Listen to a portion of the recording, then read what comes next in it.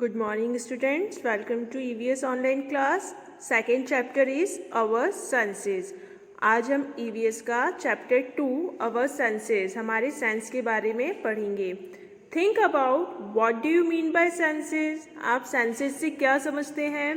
How do we use our sense organs? हम हमारे sense organs कैसे use करते हैं?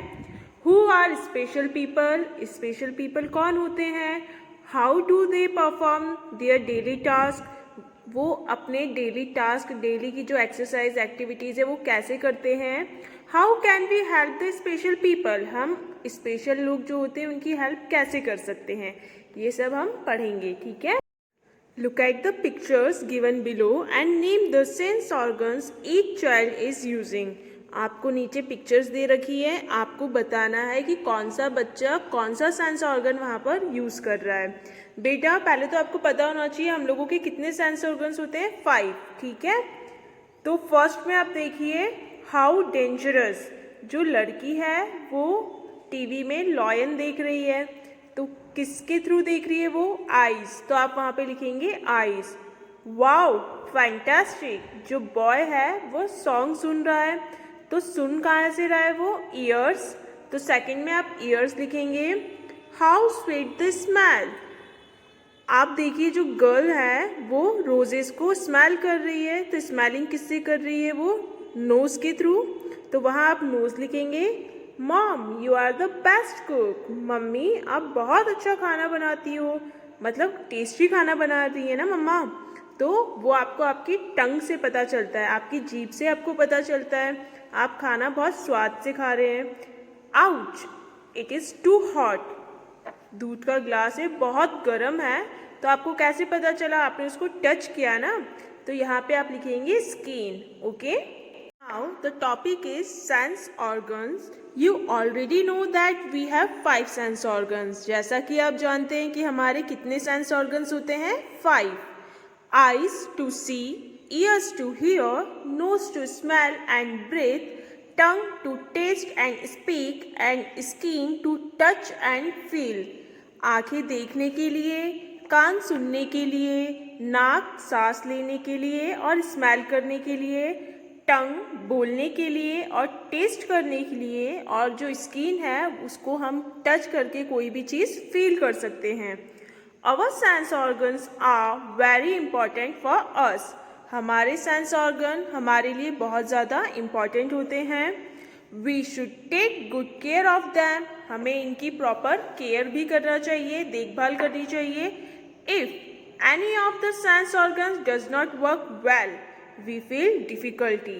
यदि इन 5 में से कोई भी एक सेंस ऑर्गन हमारा प्रॉपर वर्क नहीं करता तो हमको मुसीबत आ सकती है. There are many people whose one or more sense organs do not function well. यहाँ पर अगर हम देखें तो ऐसे बहुत से लोग हैं जिनका या तो 1 या 2 सेंस ऑर्गन काम नहीं करते हैं. नेक्स्ट टॉपिक है आपका स्पेशल पीपल. अब स्पेशल पीपल कौन होते हैं? If our sense organs function well, we can live a healthy and easy life. अगर हमारे सारे सेंस ऑर्गन्स प्रॉपर वर्क करते हैं तो हम एक हेल्दी लाइफ जीते हैं. We can play, watch TV, eat and hear with ease.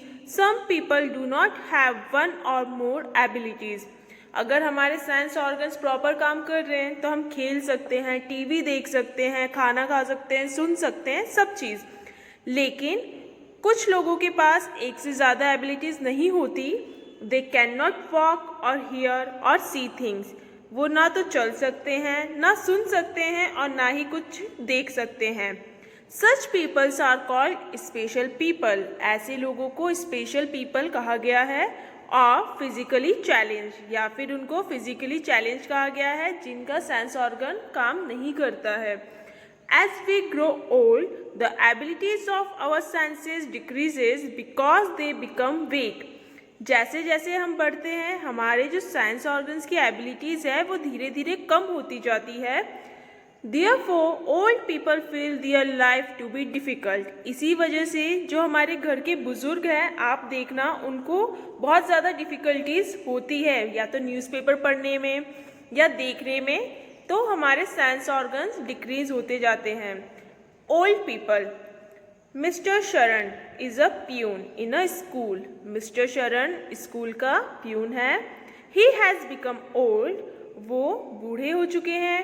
His sense do not function well because of his old age, उनके जो सेंस है वो प्रॉपर फंक्शन नहीं कर रहे क्योंकि उनकी एज के कारण। The teacher does not understand this, वहाँ के जो टीचर हैं वो इस बात को नहीं समझ रहे। ही often rebukes him for not doing his work well or for forgetting things, वो उन्हें चिल्लाते रहते हैं कि वो चीज़ें काम अपना प्रॉपर नहीं करते, चीज़ें इधर उधर रखकर भूल जाते हैं। But the principal is a kind person, लेकिन उनके स्कूल के जो प्रिंसिपल हैं वो बहुत ही दयालु हैं। And he asked the teacher to be polite with mister Sharan, उन्होंने अपने टीचर स्टाफ से कहा कि वो मिस्टर शरण के साथ पोलाइटली बिहेव करें, अच्छे से बात करें। Born disabled, some people are born physically impaired, some of them can not hear, see और स्पीक प्रॉपरली। कुछ लोग पैदा होते ही मतलब फिजिकली इम्पेयर्ड होते हैं, जन्म से ही अंधे होते हैं या उनको सुनाई नहीं देता है। कुछ लोग ऐसे होते हैं जो बोल नहीं सकते हैं। Such peoples are called physically challenged by birth, ऐसे बच्चों को क्या कहा जाता है, जो जन्म से ही नहीं बोल पाते तो उनको फिजिकली चैलेंज बाय बर्थ कहा गया है। Let us understand this with a few example, चलिए हम कुछ एग्जाम्पल्स के तौर पर इसे समझते हैं। Jay, why are you not writing the question in your notebook from the blackboard? Jay, तुम ब्लैक बोर्ड से क्वेश्चन अपनी नोटबुक में क्यों नहीं लिख रहे हो? Sorry ma'am, I can not read the blackboard from here, मैं यहाँ से ब्लैक बोर्ड नहीं देख पा रहा।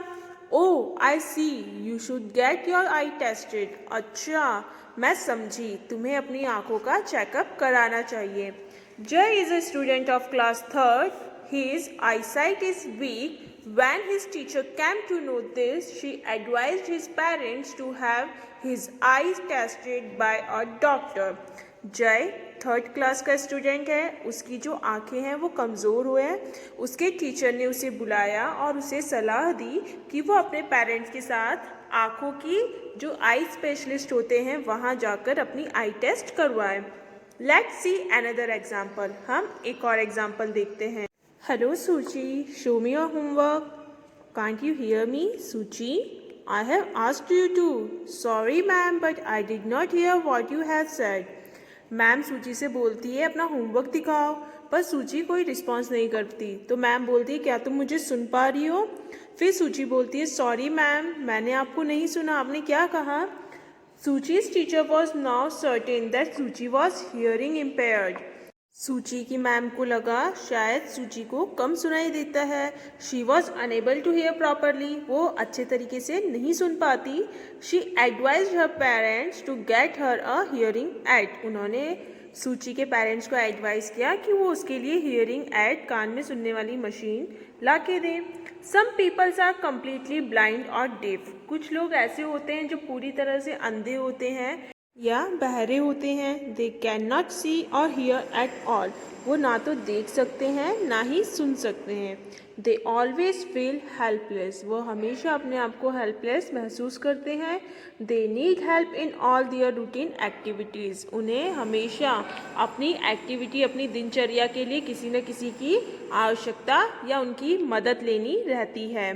बेटा अब आगे का जो लेसन है वो हम कल कंटिन्यू करेंगे। Okay, thank you.